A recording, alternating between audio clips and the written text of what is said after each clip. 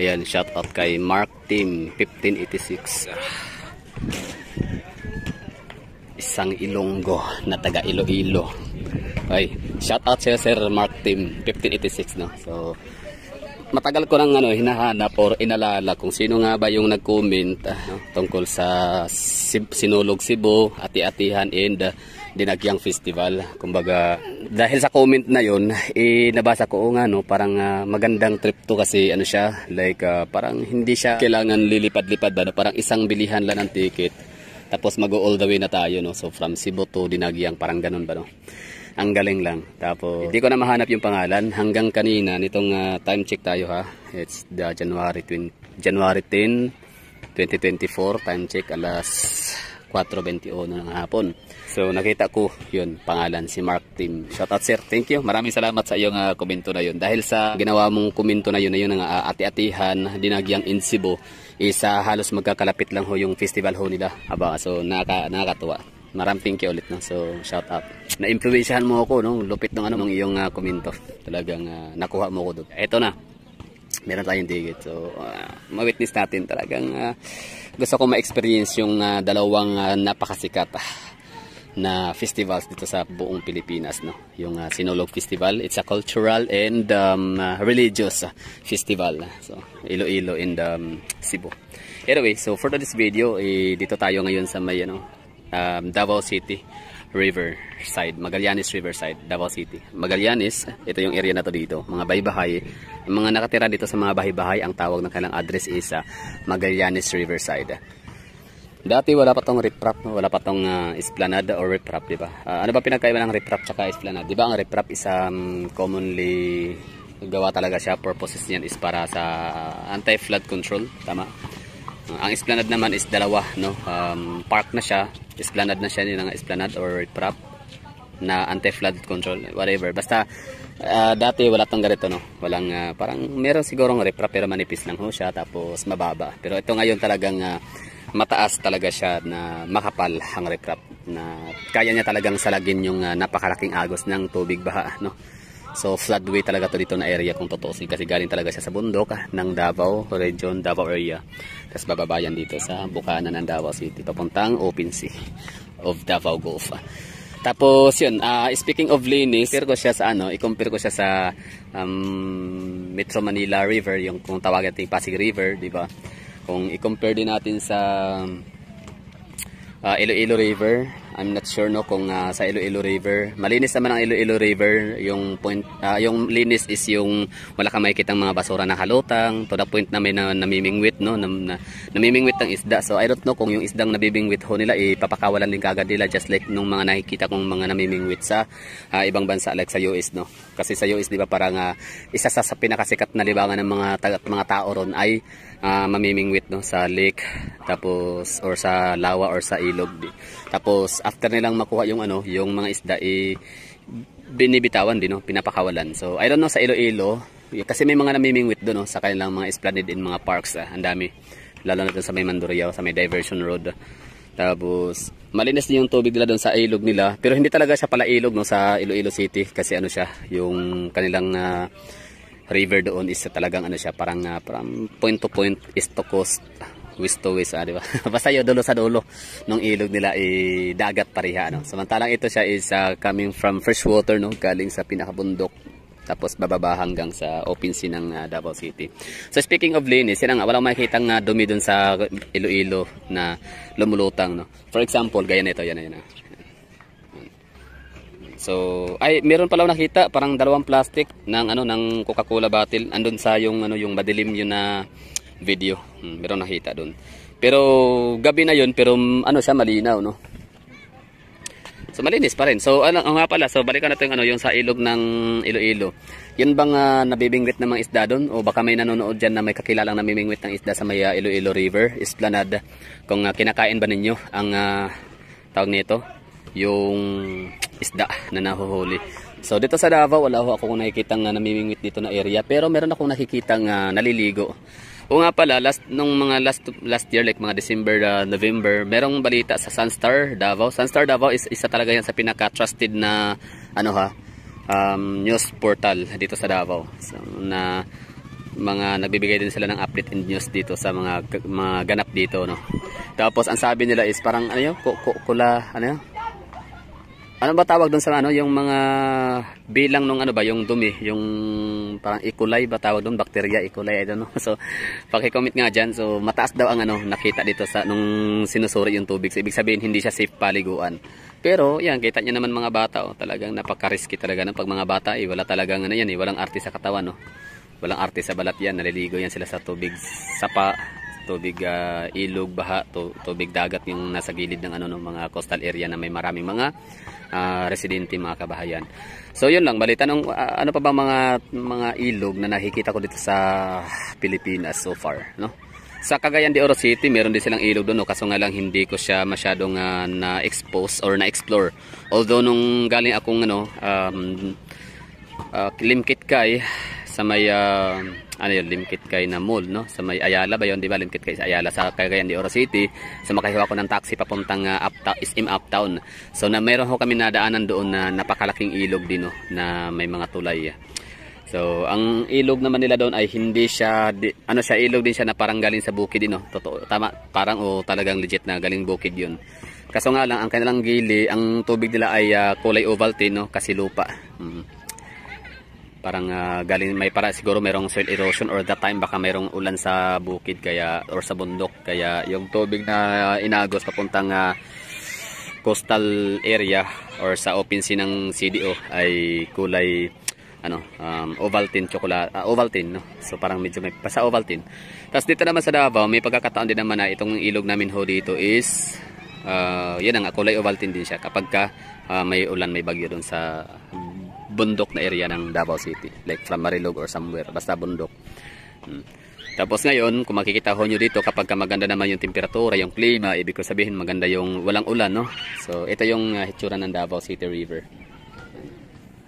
Malinis. Ibig ko sabihin na ano ba, wala kang makitang mga inaanod na mga patay na mga aso, yung mga ganun, di ba? Walang inaanod na mga tawag nito, mga kahoy, mga laging or mga puno ng mga saging at kung ano pa nagaling talaga, indication na galing talaga sa bundok. Tapos ngayon may mga naliligo mga bata yan. Hindi naman mga bata yan, para mga binata na yan dumaan kanina, kita nyo naman. So itong Magallanes Riverside, hindi ako sigurado dito kung ito ay may nagmamay-ari ng lupa or ito ay government property, no. Kasi kung government property to dito, ibig sabihin ito mga bahay, matagal, pag hindi yan sila mahanapan ng relocation area, hindi yan sila mawawala dyan as soon as possible, no? So kahit pa masunog yan, knock on wood, wag naman sana. So kahit pa masunugan yung mga yan, as long as government owned din naman yung lupa, walang nagmamay-ari, no? Hindi pa mamay-ari ng mga bilya-brilye, ng mga banggoy or kung sino man, ng mga konsumhi. So still babalik pa rin yan sila dyan para gagawa ng bahay ulit. Just like what happened in Boulevard, no, Piapi area sa may Leon Garcia ba yun, no, na parang meron yata silang meron silang relocation area, yung natanong ko doon minsan nung nasunugan last year, na meron naman silang parang merong binigay na relocation area, kaso nga lang mas pipiliin nilang manatili, babalik ulit. Kumbaga parang dalawa yung option, dalawa yung mapagpipilian ho nila. Una is lilipat sila doon sa relocation area na binibigay sa kanila or babalik sila doon sa lugar. Sa imong mga nakastoryang mga kaubanriya, ang sagad lang majority balik yun. Okay. Kay ang rason balik nga nung pili ng balik gawa sa kwan, gawa sa dali ng dako. Unang rason na mo. Dool sa palengke, dool sa sisibol ba? Okay. Dool sa trabaho, dool sa panginabuhi. Muna yung mga katarungan. Tapos sa tawag gani. Diri na pud mi na diri po nagtao ni. Pakatao. Sanay na ka sa lugar. Gani, no?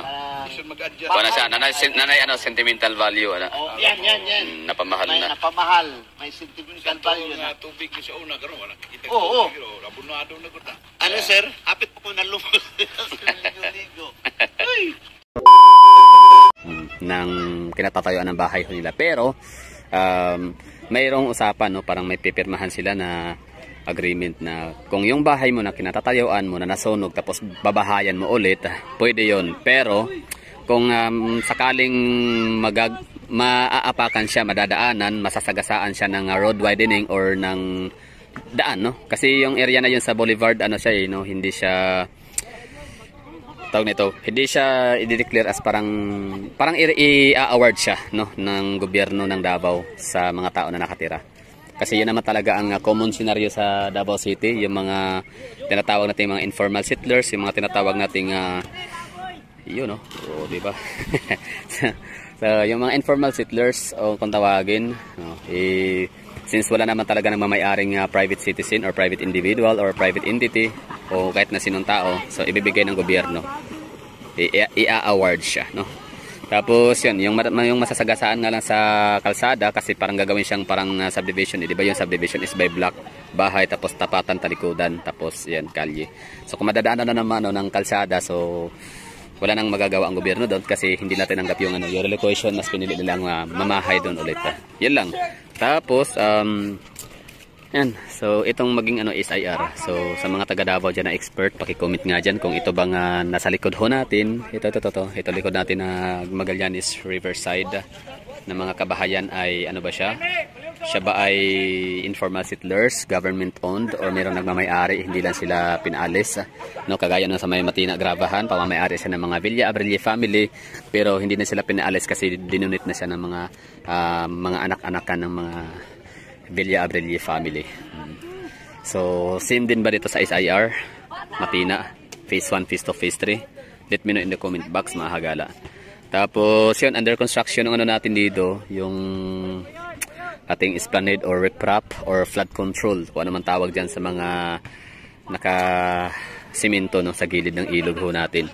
Tapos all the way ito, mahaba po ito hanggang sa ano na yan, sa may Dizon area, Dizon Farms. I mean, Dizon Farm, no, sa may Crocodile Park, sa may diversion road na tulay.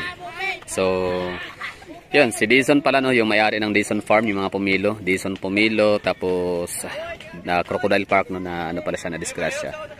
So, yun, isa yan sa, at may nagsabi, di ba, na si Dizon is taga Iloilo, Ilonggo, or somewhere in Panay. Okay, so never mind, basta yan lang, Verdon Park, nakikita ko natin dito, vlog for today's video, Verdon Park, Davao River. Malinis ang Davao River natin ngayon kasi wala ngang ulan, walang baha, walang bagyo sa ibabaw ng Davao. So yan lang siguro, ano nga ba ang meron sa video na to? Yun nga, no, malinis ang Davao City River kasi walang mga nakalutang na mga basura. Meron pala yan, pero ano, yan, pag yan ay napupunta yan sa laot, yan, tapos tatakluban niya yung yung corals na buhay na pinamahayan, no, ng mga isda. Yan, namamatay yung corals. So pag mamamatay yung corals, anong mangyayari sa mga isdang umaasa sa mga corals? Siyempre mawawala ng tirahan at hirap silang makasurvive at makapagpadami. Yan, no? Pero malinis pa rin siya still, no? Very pa rin to. Yung mga nakita nating mga yan dalawa, sako tsaka yung plastic wrapper, still minimal pa rin yan na dumi na kalat dito sa Davao City River. Considering na ang daming mga bahay dito, no?